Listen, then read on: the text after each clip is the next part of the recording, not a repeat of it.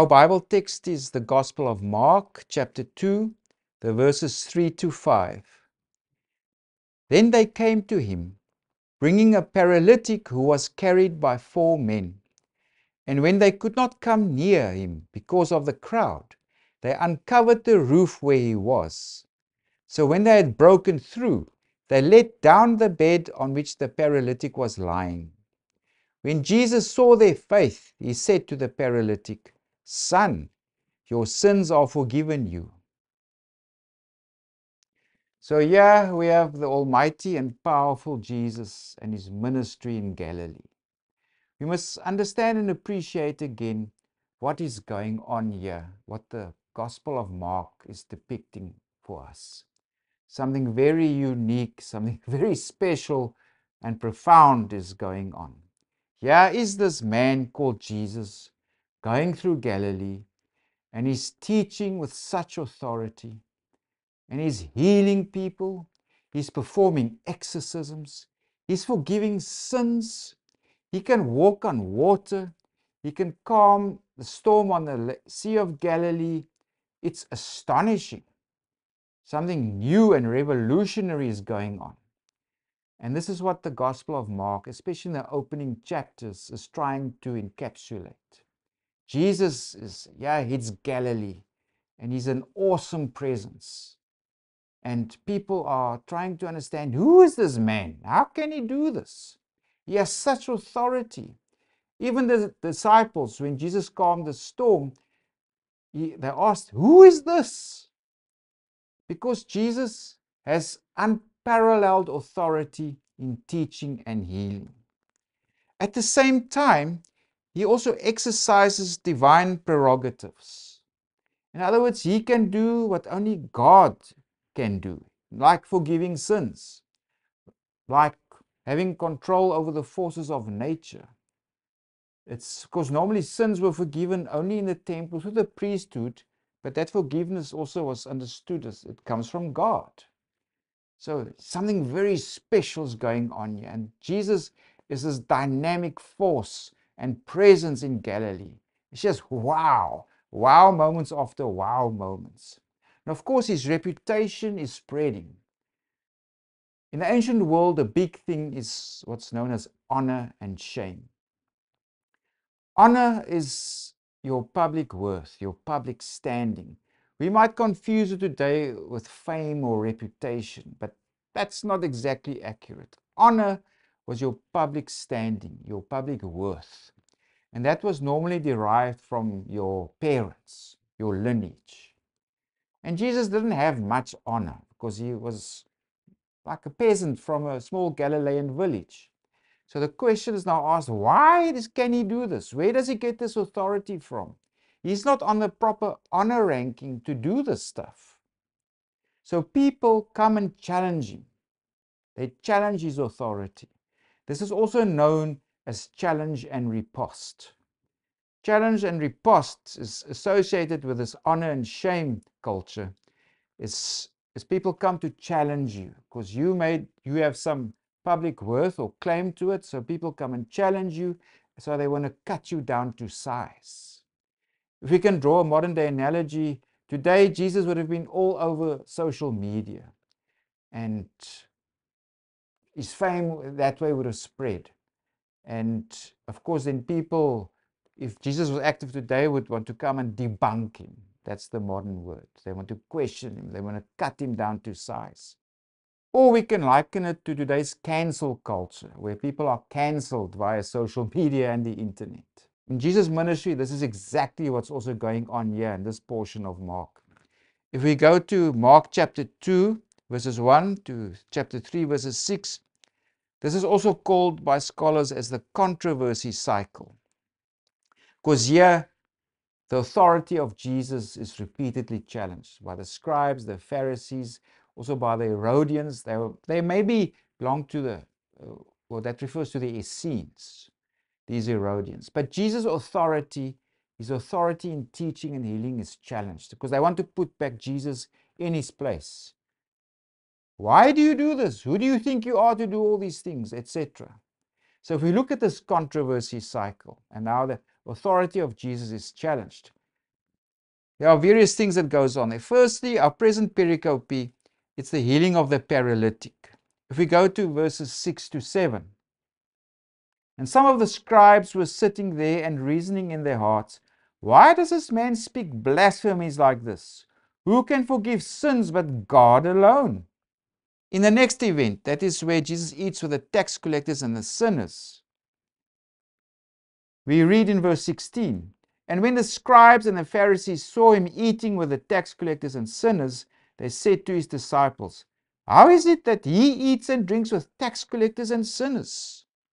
Also with the next event, where they questioned Jesus about fasting. If we read verse 18, and we read there that the disciples of John and of the Pharisees were fasting.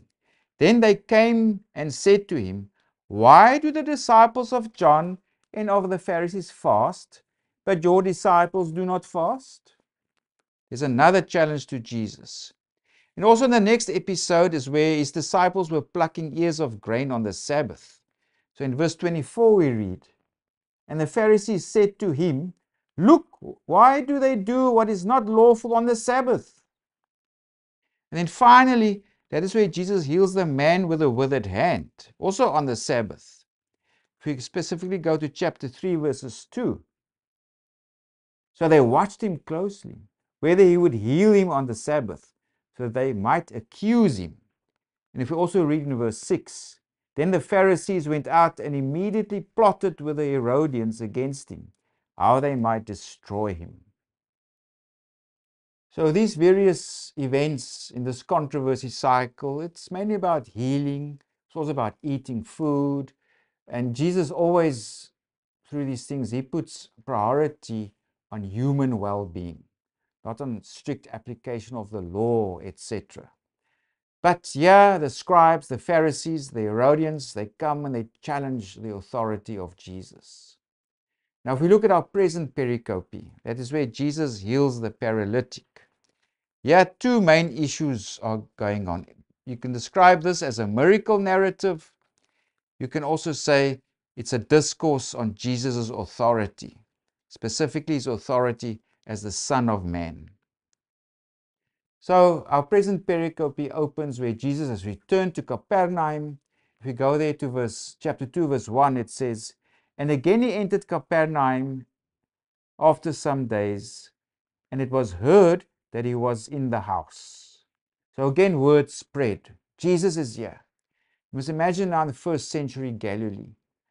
There was no social media or news.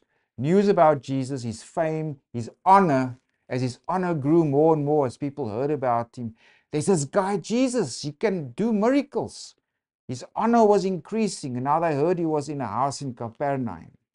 And this news spread through what social scientists call the gossip network. So the gossip network, it was spreading news about Jesus. Hey, did you hear about that guy called Jesus?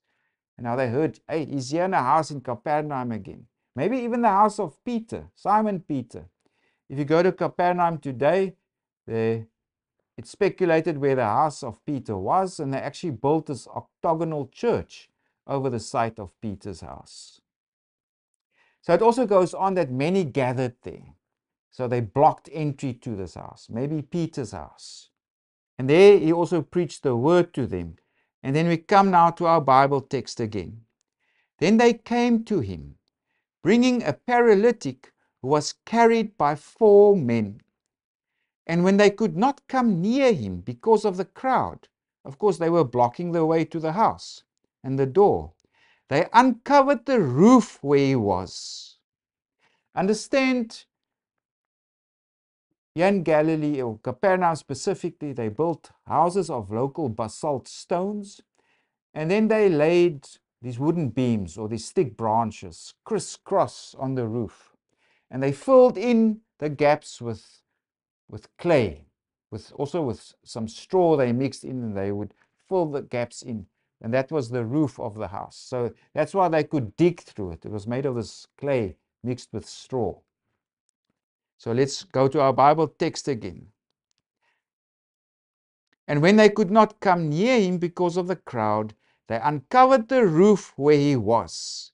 So when they had broken through, They let down the bed on which the paralytic was lying. So imagine that. Oh, Peter, if it was his house, he had to go do roof maintenance because they gouged out this big hole in the roof where they let this man through. When Jesus saw their faith, he said to the paralytic, "Son, your sins are forgiven you." This is a bombshell because only God can forgive sins, and it normally does so in the temple. Where does this man Jesus get the authority from to forgive sins? He's completely outside the normal parameters. That's what Jesus did with purity laws. He touched lepers, he forgives sins. He operates outside the normal boundaries of the temple and the cultural values as it existed in that time. So he forgives sins. It also says here that's the fundamental problem that Jesus came to deal with, forgiving sins. It's even more fundamental than the man being a paralytic. But now, of course, those present there, they respond. And some of the scribes were sitting there and reasoning in their hearts, "Why does this man speak blasphemies like this?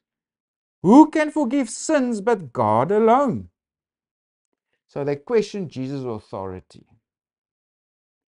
Remember, Mark, the way he depicts Jesus is that something very special is going on in Galilee, something people haven't seen before. Remember also when Jesus teaches, they said he teaches as one with authority, not like the scribes and the Pharisees. And he does miracles. Means Jesus is this, again, it must be appreciated, something very new, something very special is going on in Galilee. And now, of course, people question Jesus. Of course, why is he doing this? Who gave him the authority to do all this stuff? Now, Jesus saw in this challenge and he responds to it because he saw them reasoning in their hearts, the scripture tells us. So now Jesus vindicates himself and he defends his honor also in a way. If we read on, he tells them, "Why do you reason about these things in your hearts? Which is easier to say to the paralytic, 'Your sins are forgiven you,' or to say, 'Arise, take up your bed and walk'?" So now Jesus is going to vindicate his authority, that he can forgive sins. An invisible thing is now vindicated by a visible act, Jesus' miracle. Verse 10, "But that you may know that the Son of Man has power on earth to forgive sins," he said to the paralytic, "I say to you, arise, take up your bed, and go to your house." Jesus also gives this man social restoration. Because even if this man could walk again, it doesn't necessarily mean he would be accepted by his family or such or community. But yeah, Jesus, by telling him, "Go to your house," is also restoring this man to the community, to his family, as a whole human being. So there's social restoration, there's physical healing, there's also the forgiveness of sins. All these things that Jesus performs through this act. Now, of course, the onlookers there, let's read about their response. Because it says there, "Immediately he arose, took up the bed, and went out in the presence of them all, so that all were amazed and glorified God, saying, 'We never saw anything like this.'" So again, the honor of Jesus is growing. His authority to teach, to heal, despite all these attempts by people to cut him down to size. Because they want to retain the authority as it is. But there's now a reorientation of authority. It's now being reorientated to Jesus, this powerful Son of Man, the powerful Son of God, who has unsurpassed authority in teaching and healing. So for all of you who want to read and study more the Bible, specifically the New Testament, as many of you are aware, the church has recently published this book on Paul, an introduction to his life and letters. So it's also available as an ebook. But also this is also a reminder for everyone who's interested in the Gospels, that we've also published this book in the past that's also richly illustrated It's got good information on Jesus, his world, his context, and also the world of the Gospels, and also specifically that this book is also now available as an ebook. So if you want to read more and delve more into the history of the New Testament, these books also now both available as ebooks are available for sale. So go to our website and the sales page and all the information is there.